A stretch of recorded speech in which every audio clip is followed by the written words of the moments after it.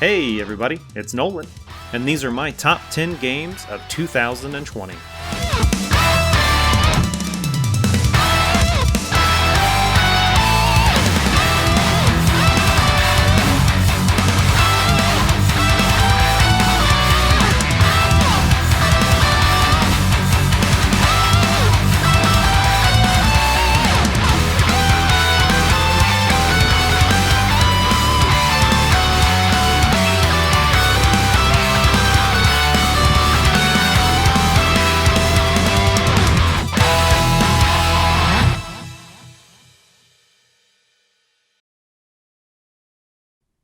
Hey guys, I'm going to be doing things a little bit different this year than I've done in years past.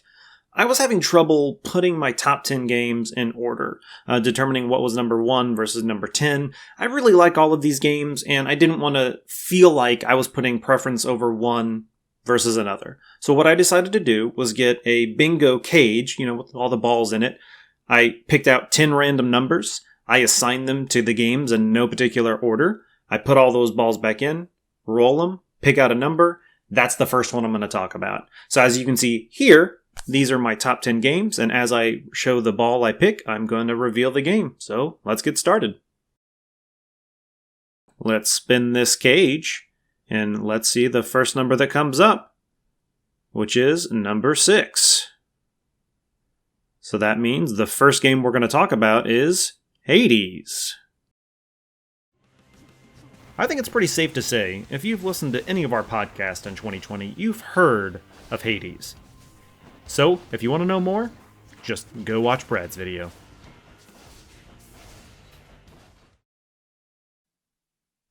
Alright, coming up next, it's gonna be, looks like, number 23. Monster Train. Monster Train is a game that sunk its teeth into me far greater than I thought it would. A lot of people who recommended Monster Train to me were fans of Slay the Spire. I really couldn't get into Slay the Spire. I can't really tell you why. I tried it several times. It was an okay game in my opinion. But there was something about Monster Train that wouldn't let me put it down. Maybe it was the increased number of heroes, or the way that you could bring in multiple heroes as a main hero and a sub, or I guess they call them champion, into battle that kind of changes how the gameplay works every time, which just, greatly increases the combinations and the possibilities of every run. Having to choose from Awoken and Umbra, or the Melting Remnant, how well each of those heroes clash or benefit from each other. It really allowed each playthrough to vary greatly. I think this game did a very good job of forcing you to make decisions constantly. I always felt like I was just sitting there staring at the screen deciding on what to do. From the very beginning of kind of choosing which direction you're going to take your champion, you can have them generally go a couple of different ways, either, greater health or greater damage. And then when you get to a new area, there's always a path. Do I want to go down the path that gives you more health? Do I want to go down the path that maybe can boost my monsters or increase my spells' powers? And then once you start a battle, you have to choose. Do I want to make this battle more difficult for myself with the benefit of giving extra stuff at the end of it? Or do I want to make it a little bit easier and know that I'm not going to get the extra 400 coins, which maybe will allow me to buy an extra artifact? I think those decisions are what really kind of got me hooked into it. I was constantly, doubting myself and worrying that I made the wrong decision, but that's okay, because even if I did, I wouldn't let it get to me, and I would just spin up another game and try again. I think that if you are a fan of Slay the Spire, and you haven't tried Monster Train, or are just a fan of tower defense games or deck builders, definitely give this game a shot. It's worth your while.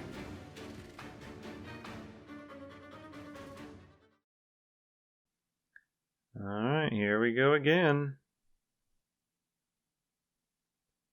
Looks like number 4. Superland Crash. I think Superland Crash is an amazing follow-up to the original game Superland. Not only is this game a Metroidvania, but it is a first-person Metroidvania. And not only is it a first-person Metroidvania, but the entire world is filled with puzzles. Countless puzzles that you can find and solve and get lost in and get confused by. And, I'm just going to leave this puzzle and come back later because I don't even know if I have the ability to solve it. Crash also adds new, unique items and ways to interact with the world.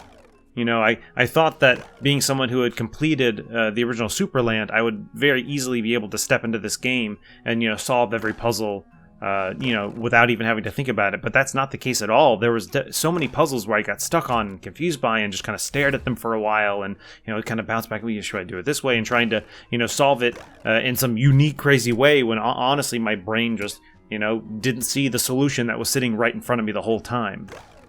It always astounds me that this game was developed by a single person, and simultaneously working on DLC for Superland and working on a sequel to the game as well. The ending of Superland Crash teases what the next DLC will be for Superland, and I can't even imagine what the sequel is going to be, but I can't wait for it to come out.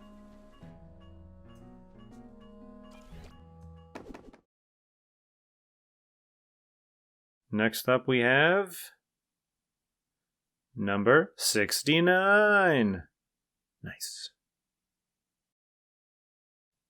Final Fantasy VII Remake. Obviously, there was a lot of hype, anticipation, worry, hesitancy going into Final Fantasy VII Remake from the day we first heard of it. You know, back in 2008 where they showed the tech demo on the PS3.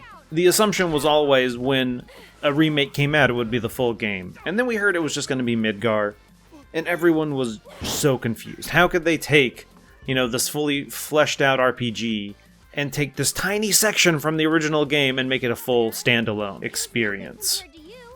But honestly, I can say at the end of the day, I was very happy with what we were given.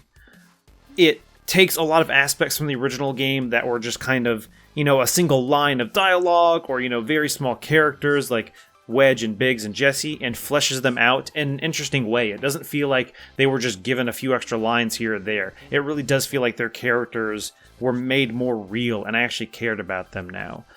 You know, one of the things I loved most about the original game was, you know, the materia and leveling it up and getting it to the next level. And that's something that is in this game. But also, it's still a worry to an extent because what does the second part of this series have to offer? Are we going to continue with our own materia? Those questions obviously have not been answered. But that doesn't take away from the fact that I enjoyed my time with this game. I am very curious as to how Nomura the series is going to get. You know, obviously we have all these shadowy figures that seem to be messing with fate, and there's a lot of theories going around as to what those are, and I don't really want to get into those spoilers here. We did have a podcast where we got a little more in-depth on those, and I would have you listen to that if you haven't yet. But what I will say is that this remake was an enjoyment for me, being a fan of Final Fantasy VII, and I'm really excited for what the future holds for Final Fantasy VII Remake Part 2.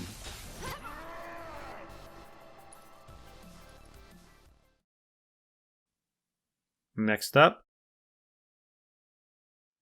number 13. Ghost of Tsushima.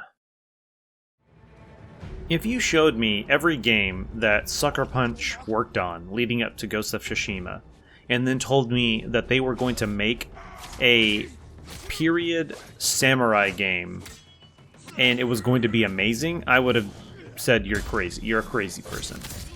And I would have been very much wrong. I loved Ghost of Tsushima. The atmosphere of the game, you know, exploring this giant world as, you know, a samurai, but also as a, you know, as the ghost, you know, approaching certain experiences, certain battles, stealthily versus just walking up to some dudes and calling them out and saying, let's fucking duel, bud.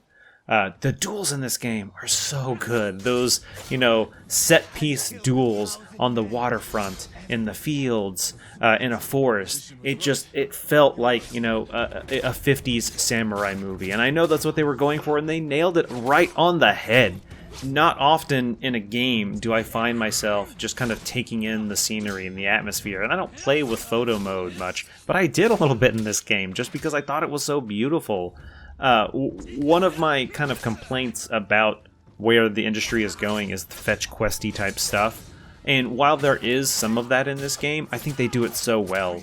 It's not collect a hundred flags or feathers. It is find these cute, adorable little foxes and then follow them. It's not just find them. Yeah, you have to kind of go on like a little adventure with them, which does feel like you're actually unlocking progression for the character and finding these hot springs. And not only can you find a hot spring on the map, but you can see the steam rising from it in the distance, and you can actually go there and find it. And following a bird to some destination. I think they really did a good job of taking the gamey, quote, mechanics and really tying them into this world.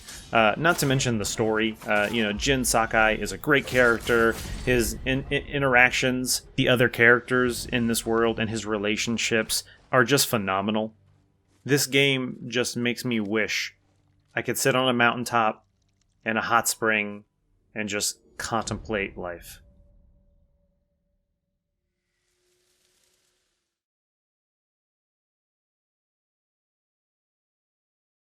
Next number is number 75. The Pathless. The Pathless truly is the perfect name for this game. While there are set things that need to happen to get you to the end of the game, there is no linear path for you to follow. The entire world is open to you, and while there are certain areas you can't get to until you've upgraded yourself enough, once you get to that new area, it is once again a giant open space for you to explore and figure out what it contains. This game definitely reminded me of Journey when I first started playing it. Just very much open. There's no extremely obvious prompts or directions for you to go. It is all about you using your senses to see, oh, that's something in the distance I can interact with. Oh, here over here is a tower that's red. Let me go check that out. Let me go investigate. And it really is about you and your bird exploring this world, solving puzzle after puzzle after puzzle. That's one of the things I loved about this. While not every puzzle is, something out of the Witness, it is definitely little puzzles along the way that give you that self-fulfilling, gratification of having accomplished another puzzle off the checklist, another item, totem gathered, then now I can unlock this next tower so I can fight the next boss, so I can move on to the next area, so I can get another upgrade for my bird so we can soar farther in the sky. And using your eagle friend to solve puzzles, to fight bosses, is a joy. And every time my eagle gets hurt, it hurts me, and I have to stop whatever I'm doing, and I have to pet my eagle and make him feel better so we can move on to the next part of our adventure.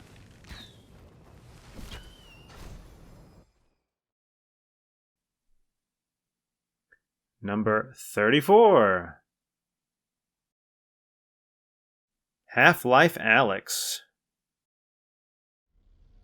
Leading up to the release of Half-Life Alyx, I had never played a Half-Life game.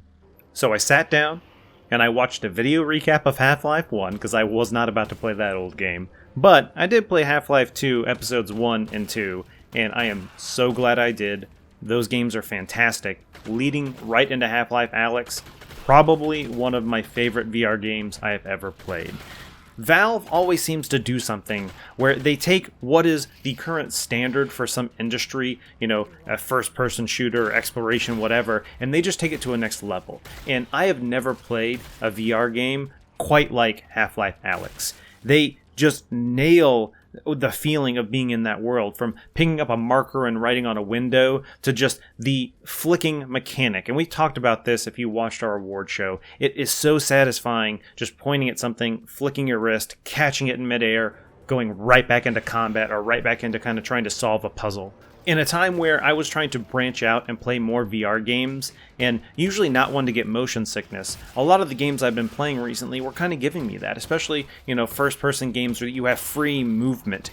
Somehow, I don't know how, using the same VR headset, they nailed it in this game. I don't get any kind of motion sickness using the free walk around. I'm not using the ability to kind of teleport yourself to areas. I am walking around in this world, and it feels good. The combat is so much fun, ducking around a corner and shooting at someone and catching a grenade that they throw at you in midair and throwing it back at them. This game was filled with so many memorable moments, from boss fights to exploring unique areas, and the story, while not expansive, really does lend itself well to this series, and I can't wait to see what happens next.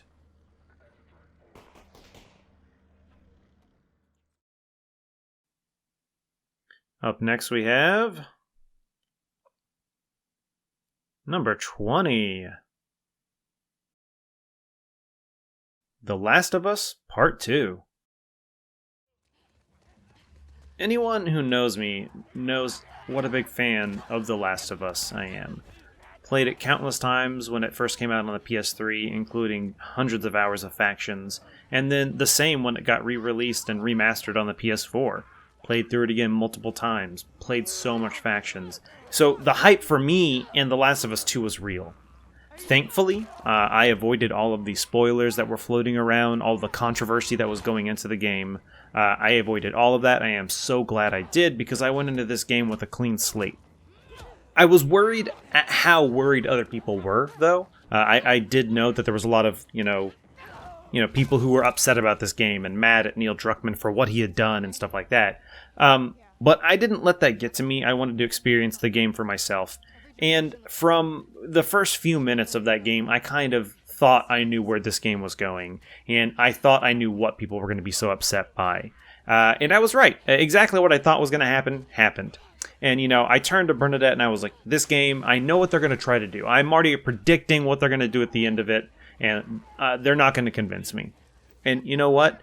What I predicted was right. That's exactly what happened. And they 100% convinced me. I fell hook, line, and sinker for this story. I loved it. I know there's a lot of controversy around some of the content of the game. I don't want to really get into that.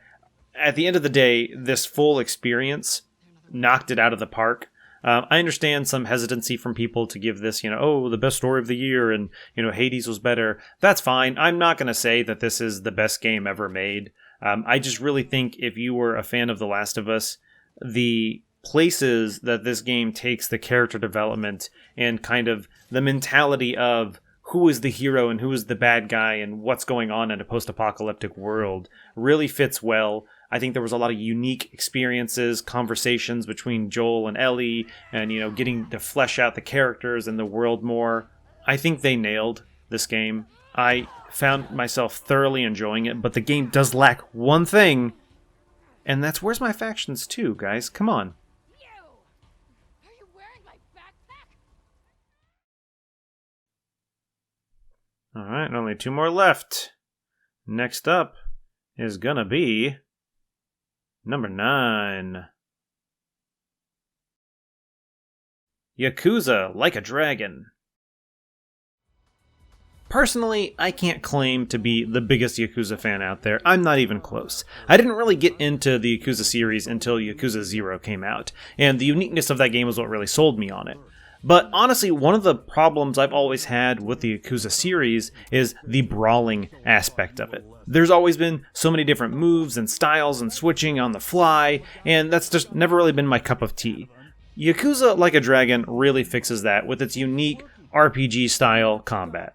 Not only does it fix one of my least favorite aspects of the series, but it takes it up to that next level with just the hilarious enemy design and even the different job classes that the main characters can have. The game really ups the hilariousness and the wacky antics that have always been my favorite part of the Yakuza series. The sub-stories are still there, still crazy, still fun, but the kookiness that is Ichiban Kasuga and his relationship with the other characters in this game really just bring the entire game to a level that makes it stand out above the rest. From fighting full adult men in diapers to giant Roombas. And then you also have the whole mini game of taking, a small business and turning it into, the number one business in the area and the number one on the stock market is just so much fun to be had in this game. And I would say if you maybe haven't really been into the Yakuza series before, if you don't want to start with 0, definitely try this one. I think it's a unique take on the series and maybe will just help ease you in to what is a fantastic set of games with so much to offer.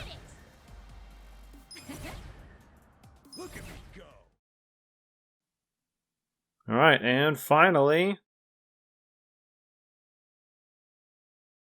number 55. Astro's Playroom.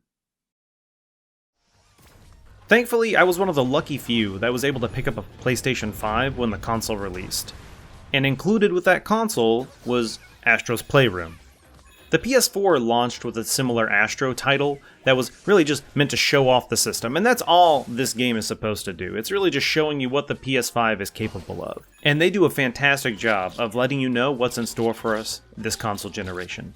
From quick loading times, beautiful graphics, and the DualSense really is the highlight here. It's something that I've said before on the podcast, and it's just very hard for me to describe what the DualSense does. You can't tell someone that a game can make you think it's raining on you, but it does. The way the controller feels and how it sounds and how it vibrates, it really does feel like you're being rained on or you're in a sandstorm. And no description of that will do it justice unless you have the controller in your hands. Besides that, Astro's Playroom is a just nostalgia trip for any PlayStation fan. Each level kind of going down the different console generations, PlayStation and PS2 and PS3 and PS4, and just kind of bringing back all these memories and showing all these high resolution models of, just memories from the past. It's not as good as Astro's Rescue Mission, but it is very high up there quality-wise. I played through each level multiple times. I had a fantastic job playing it. Anybody who gets a PS5 definitely needs to check this game out.